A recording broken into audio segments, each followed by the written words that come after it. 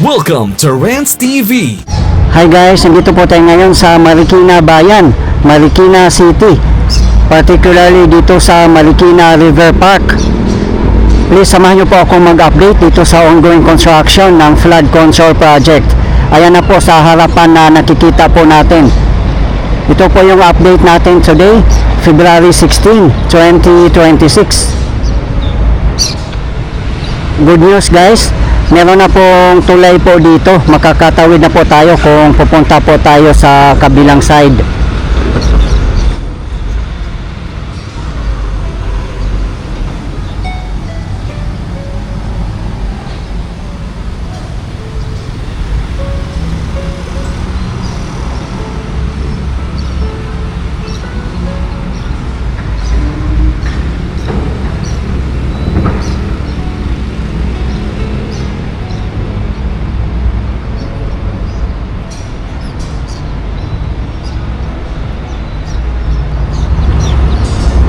Ganun po kababaw ang ilog ngayon.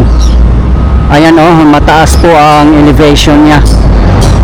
Makikita nga po natin dito na full blast po ang construction dito. Tuloy-tuloy pa rin po.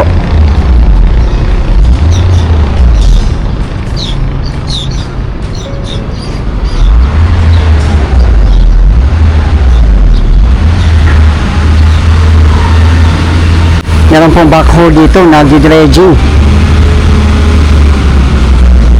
Kaya nga po isa din to sa mga solusyon ng pagbaha, yung pagdi-dredging ng ating mga ilog. Kasi nga po ay mababaw na po ang mga ilog dahil sa soil erosion. Sa mga hindi po nakakaalam, ang Marikina River, ang pinaka-source po nito ay galing po ng Sierra Madre. Nandoon po sa taas po natin.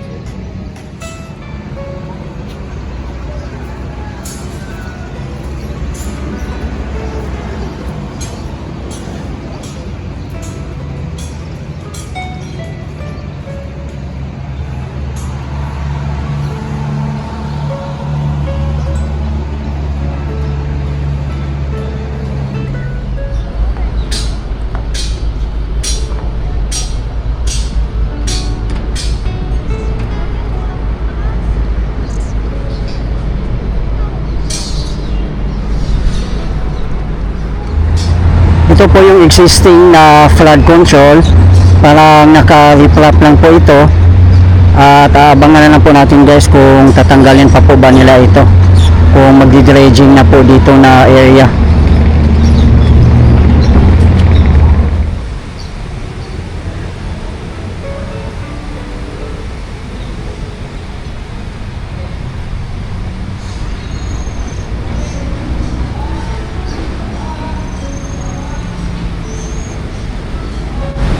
Yan po ang gamit nila, concrete bamboo railings.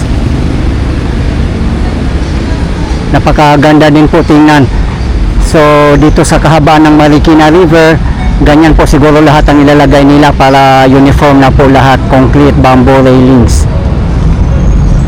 Kasi kung nakapunta na po kayo ng Tumana, may mga bamboo railings na rin po doon na ganyan po na design.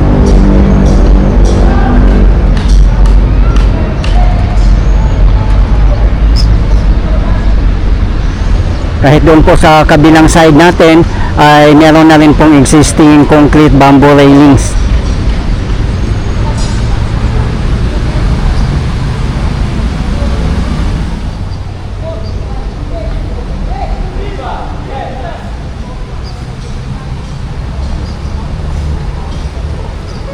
dito naman po na portion ay tapos na po dito. Abangan na lang po natin kung magkakaroon pa po ba ito ng mga pavers or tiles. Kayo lang hindi nakano yan. Action! Action!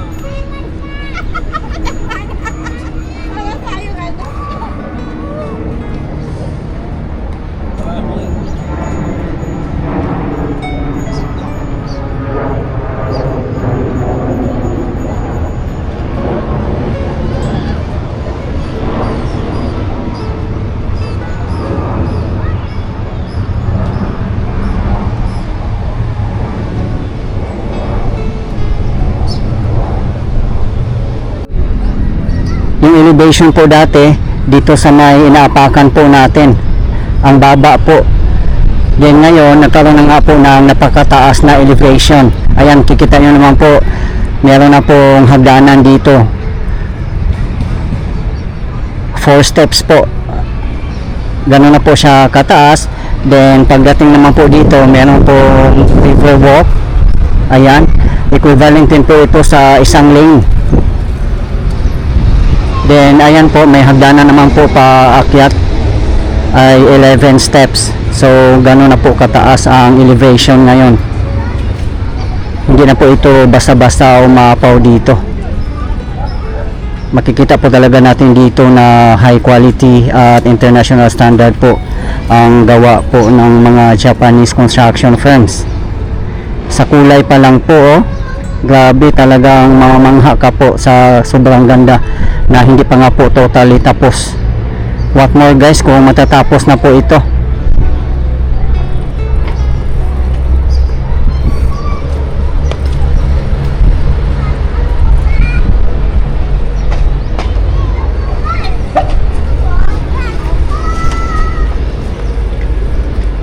Ito po yung pinaka ground niya. Ang lapad din po, mga nasa 3 lanes din po ito.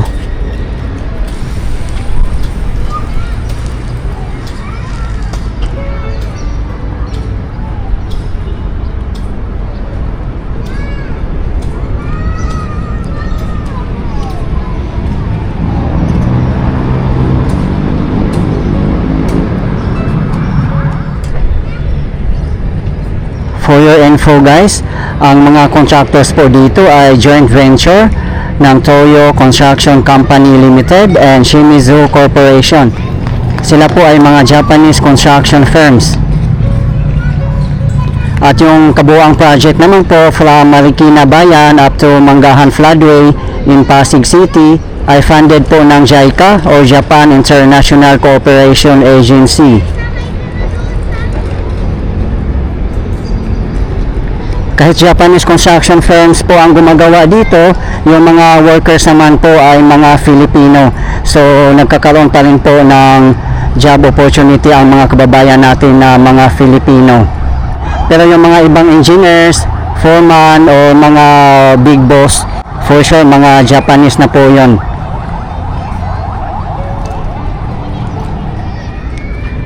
Diba guys, aware naman po tayong lahat no sa massive corruption ng DPWH at iba pang government sectors. Prefer na po ng mga kababayan natin na foreign construction firms na po ang kukunin, katulad ng mga Japanese construction firms at Korean construction firms. Nawala na nga po sila ng tiwala sa mga local contractors.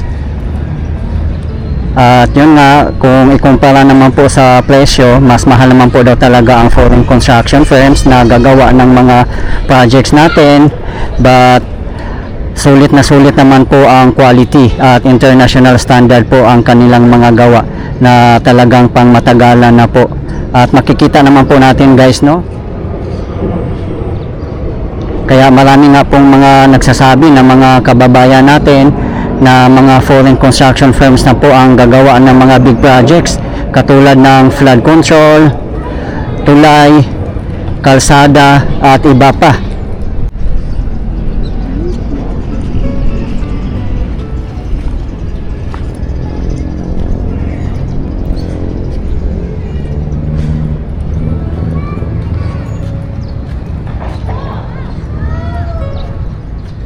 Kung matatapos na po ang kabuuang project na flood control dito sa kahabaan ng Marikina River, ay magkakaroon po ito ng river park tulad po dito sa Marikina Bayan. Aside from that, magkakaroon din po ng esplanade, bike lanes at iba pang mga park. At hindi lang po ito pambaha, kundi pasyalan na rin po natin. At sana nga po mapanatili po nating malinis ang ating kapaligiran at huwag po tayong magtapon ng kahit anong basura sa ating mga ilog o kahit saan man para mapanatili po nating malinis ang ating kapaligiran.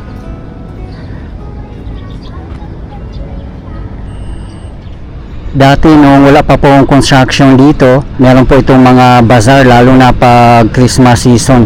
Talagang ang saya-saya po dito. Dinadagsa po talaga to ng mga tao lalo sa bandang hapon at gabi. Ito po yung pinakapasyalan dati. At ngayon nga po ay nanumbalik na po ang sigla at saya dito sa Marikina River Parks. Kasi yung ibang mga restaurants and cafes ay operational na po sila. Ayan po sa harapan natin.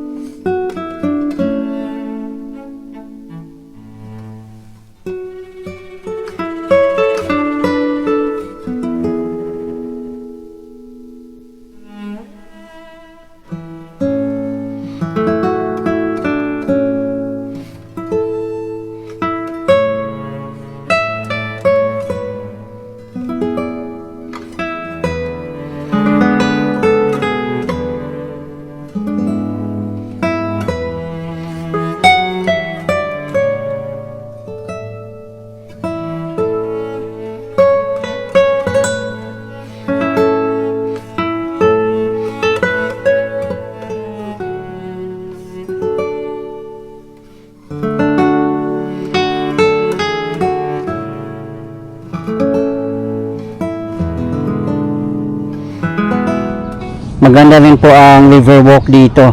May mga design.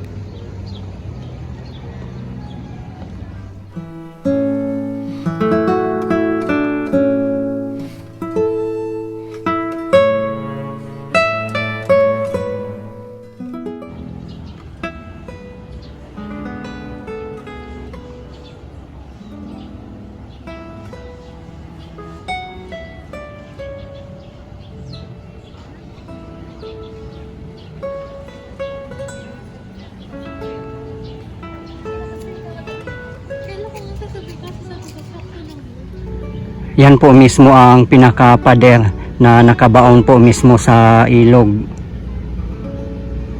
Makikita naman po natin na talagang ginagamitan po nila ng pile sheets na napakahaba at may kasama na pong I-beam, kaya napakatibay po niya. Ayan guys, oh, ang kakapal po ng pader.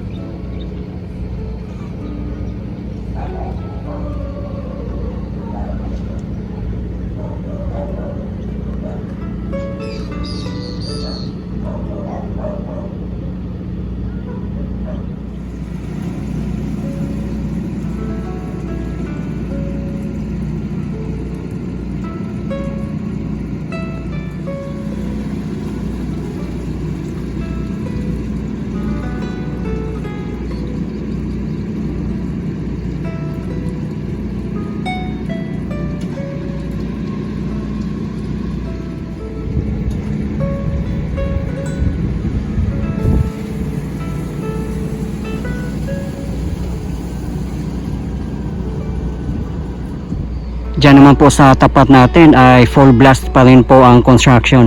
Diyan po ay Provident Village.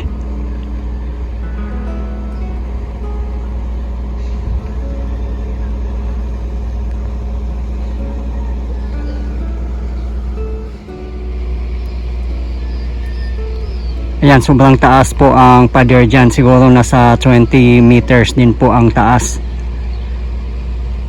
Kasing height po doon sa may Tumana kung nakapunta po kayo doon.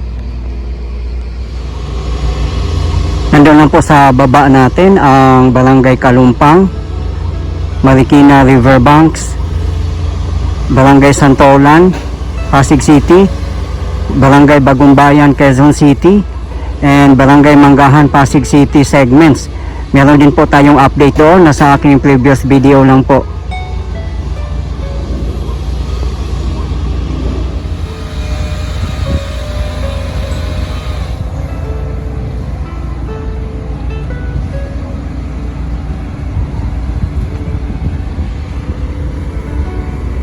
Ayan, nagdi-dredging po sila.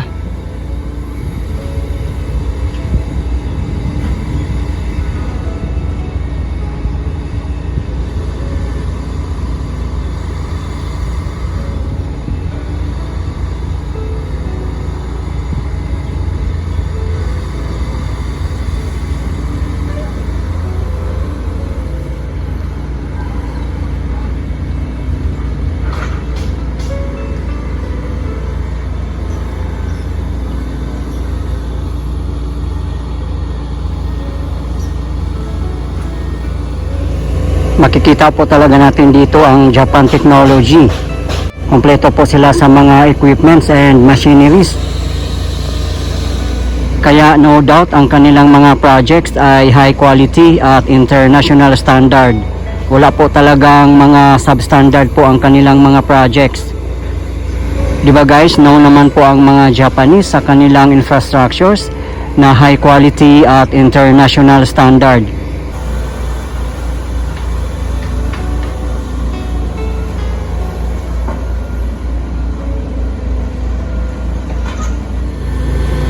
Napaka-importante din guys, no, yung regular dredging ng mga ilog natin.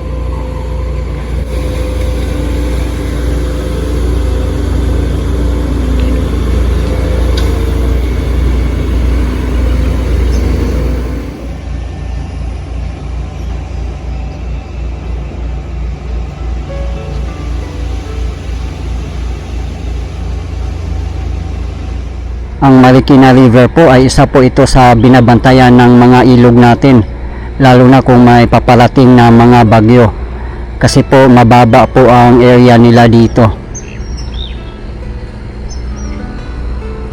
Napakaswerte po ng mga kababayan natin na taga Marikina City, Pasig City at Quezon City, kasi hindi po tinipid ang kanilang flood control project at inuuna po talaga ang kapakanan at safety ng taong bayan. Sana po ganun po lahat guys, no, sa buong Pilipinas, na yun po ang iniisip. Kawawa nga din po yung mga kababayan natin na ang kanilang lugar ay biktima ng mga ghost contractors at ghost projects, kasi nasa peligro pa rin po ang kanilang buhay At alam naman po nating lahat na hindi lang bilyones ang nawawala, kundi trilyones na po. At sabi nga po nila na dapat managot na ang dapat managot.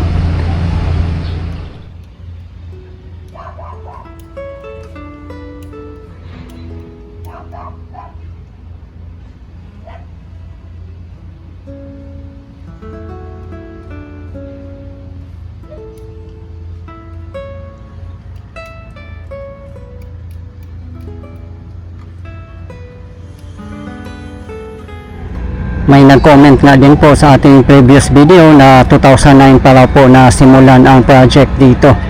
At napapanood nyo naman po guys no, sa aking mga videos ang progress.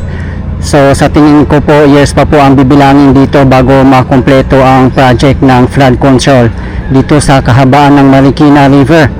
At isa pa po, kabilaan po ito. Ang importante naman po guys no, ay tuloy-tuloy po ang kanilang trabaho despite sa kinakaharap ng ating government ngayon dahil sa corruption.